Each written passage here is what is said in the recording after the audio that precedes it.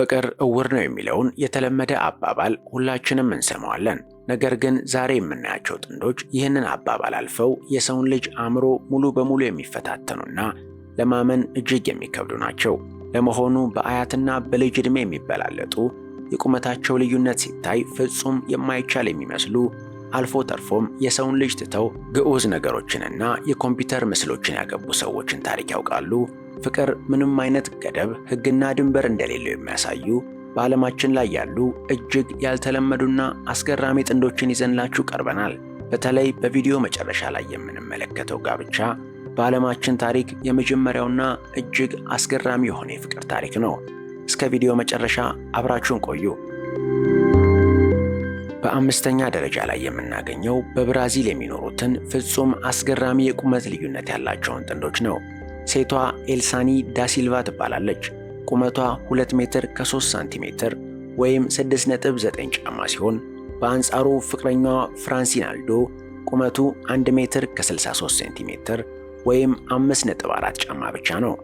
ኤሊሳኒ ባጋጠማት የሆርሞን ችግር ምክንያት እጅግ ረጅም ልትሆን የቻለች ቢሆንም በመካከላቸው ያለው የ40 ሴንቲሜትር የቁመት ልዩነት ግን ለፍቅራቸው እንቅፋት አልሆነም። በመንገድ ላይ አብሮ ሲጓዙ የሰዎች አይን ሁሉ በእነሱ ላይ ቢያርፍም ፍራንሲናልዶ ባለቤቴ ረጅምና እጅግ ቆንጆ ናት፣ በእሷ ሙሉ በሙሉ እኮራለሁ በማለት ፍቅሩን በተደጋጋሚ ይገልጻል። ወደ አራተኛ ደረጃ ስንሻገር በዕድሜ ልዩነታቸው መላው ዓለምን ያስገረሙትን ጥንዶች እናገኛለን። ካይል ጆንስ የተባለው ወጣት ዕድሜው 31 ዓመት ሲሆን ፍቅረኛው ማርጆሪ ማክኩል ደግሞ የ91 ዓመት አያት ናት። ይህ የ60 ዓመት የዕድሜ ልዩነት በብዙዎች ዘንድ ለገንዘብ ወይም ለዝና የተደረገ ቢመስልም ካይል ግን ገና ከልጅነቱ ጀምሮ የሚሳበው በዕድሜ በበሰሉ አሮጊቶች እንደሆነ ይናገራል። ማርጆሪ በበኩሏ መጀመሪያ ፍቅር ሲጠይቀኝ ቀልድ መስሎኝ ነበር፣ ነገር ግን እውነተኛነቱን ስረዳ ተቀበልኩት። አሁን ልክ እንደ ወጣት ሴት አዲስ ሕይወት እየኖርኩ ነው ትላለች። ካይል ፍቅረኛውን ለእናቱ ያስተዋወቃት ሲሆን እናቱም የልጇን ምርጫ ሙሉ በሙሉ ተቀብለዋለች። በሦስተኛ ደረጃ ላይ በፍቅራቸው የጊነስ ዓለም ሪከርድን የሰበሩትን የብራዚል ጥንዶች እናገኛለን። ፓውሎ ገብርኤልና ባለቤቱ ካቲሺያ ሁለቱም ድንክ ወይም ድዋርፊዝም የሚባል የተፈጥሮ ችግር ያለባቸው ሲሆን የሁለቱም ቁመት አንድ ላይ ተደምሮ 1 ሜትር ከ81 ሴንቲሜትር ብቻ ነው። ፓውሎና ካቲሺያ መጀመሪያ የተገናኙት በሶሻል ሚዲያ ሲሆን ካቲሺያ መጀመሪያ ላይ ፓውሎን ብሎክ አድርጋው እንደነበር በፈገግታ ታስታውሳለች። ነገር ግን ከዓመታት በኋላ ተገናኝተው በሰርግ የተሳሰሩ ሲሆን በአሁኑ ወቅት በዓለም ላይ ካሉ እጅግ ደስተኛና አርአያ ከሆኑ ጥንዶች መካከል አንዱ ለመሆን ችለዋል።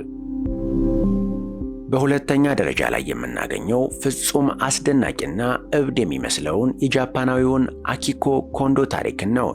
ይህ ሰው ያገባው ሕይወት ያላትን ሴት ሳይሆን ሃትሱኔ ሚኩ የምትባለውን በጃፓን እጅግ ታዋቂ የሆነችውን የፖፕ ኮከብ የቪዲዮና የሃሎግራም ገጸ ባህሪ ነው። አኪኮ በሰዎች ዘንድ በደረሰበት መገለልና የፍቅር መስተጓጎል ምክንያት ሴቶችን ሙሉ በሙሉ በመጥላት ከዚህ የኮምፒውተር ምስል ጋር ፍቅር ይዘዋል።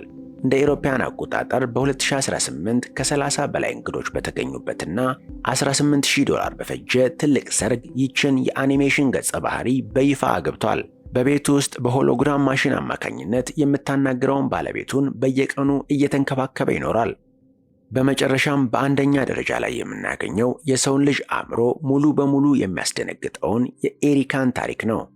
ይህች ሴት ኦብጀክተም ሴክሹዋሊቲ ወይም ግዑዝ ለሆኑ ነገሮች የፍቅር ስሜት የማሳደር ልዩ ተፈጥሮ አላት።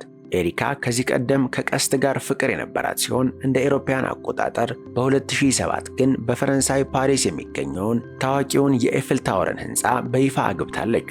ስሟንም በሕግ ወደ ኤሪካ ኤፍል ያስቀየረች ሲሆን ለሕንፃው ያላትን ጥልቅ ፍቅርና የመሳብ ስሜት ስትገልጽ መላው ዓለም በድንጋጤ ተመልክቷታል። እሷ እንደምትለው ግዑዝ ነገሮች ልክ እንደ ሰው ክህደት ስለማይፈጽሙ ሰላም ይሰጧታል። ተመልካቾቻችን ዛሬ ያየናቸው ጥንዶች የፍቅር ትርጉም ለእያንዳንዱ ሰው ምን ያህል የተለያየና እንግዳ ሊሆን እንደሚችል የሚያሳዩ ናቸው። ከእነዚህ 5 ጥንዶች መካከል የእናንተን አእምሮ ይበልጥ ያስገረመውና ፈጽማችሁ ልትቀበሉት ያልቻላችሁት የትኛውን ታሪክ ነው? ሐሳባችሁን ከታች ኮሜንት ላይ አስፍሩልን። ቪዲዮን ከወደዳችሁት ላይክ ማድረጋችሁንና ለቻናላችን አዲስ ከሆናችሁ ሰብስክራይብ በማድረግ የደወል ምልክቱን መጫናችሁን አትርሱ። በሚቀጥለው በሌላ አስገራሚ ቪዲዮ እስከምንገናኝ ሰላም።